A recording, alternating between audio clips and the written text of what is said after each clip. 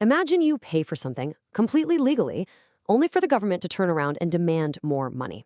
And they add a threat: pay up or we'll take away what you already own. Well, that's not some crazy hypothetical. It's exactly what happened in 1970s Britain, and it led to this classic David versus Goliath showdown. This is the story of Congreve versus the Home Office.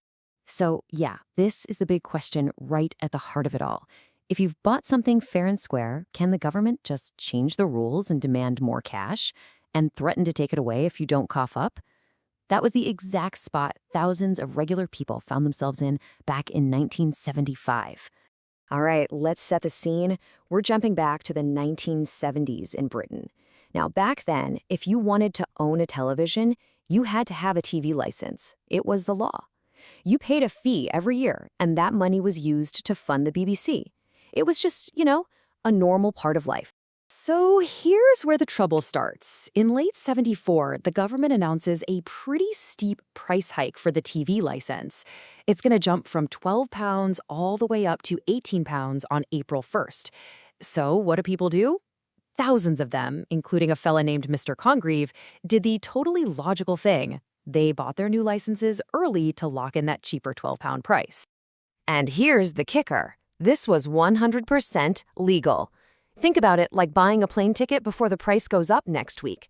There was absolutely nothing in the rules that said you couldn't buy a new license, even if your old one hadn't expired yet. It was just a smart, perfectly legal way to save £6. But the government really didn't like it.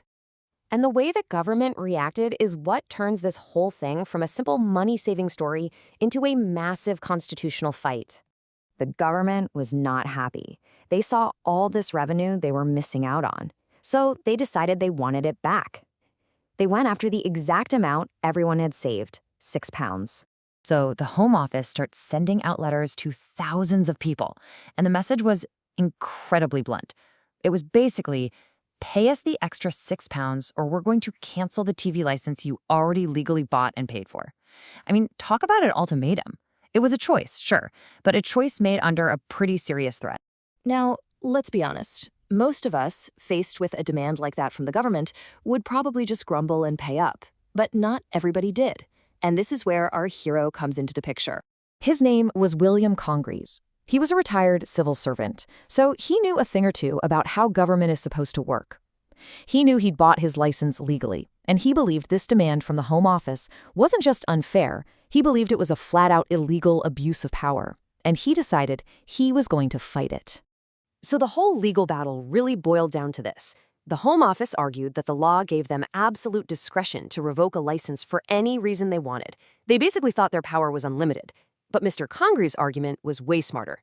He said, hold on a minute. Yes, you have the power to revoke a license, but you can't use that power as a weapon to demand more money from people who did nothing wrong. That's not the purpose you were given that power for.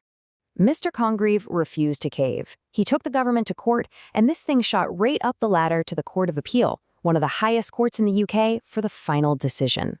And the head judge, a legal legend named Lord Denning, he did not mince his words. He looked at the government's letter and called it what it was, a demand with menaces. Coming from a judge of his stature, that's incredibly powerful language. He was essentially calling it an unlawful threat. The court's verdict was unanimous. It was crystal clear. Mr. Congreve was right. The Home Office had acted unlawfully. They had used their power for an improper purpose, to squeeze money out of people that they had no legal right to. They'd overstepped their bounds, and a single citizen had successfully held them to account. So why does a case about a £6 TV fee from almost 50 years ago still matter so much today? Well, because this was never really about the money, or even the televisions. It was about the fundamental limits of government power. See, this case established a vital shield for every single one of us. It's often called the proper purpose doctrine. All it means is that when a public body is given power, it's for a specific reason. They can't just use that power for any other random reason they dream up, especially not to bully people or demand money they're not entitled to. When you get right down to it, the legacy of Mr. Congreve's fight is this powerful reminder that nobody, not even a government minister, is above the law.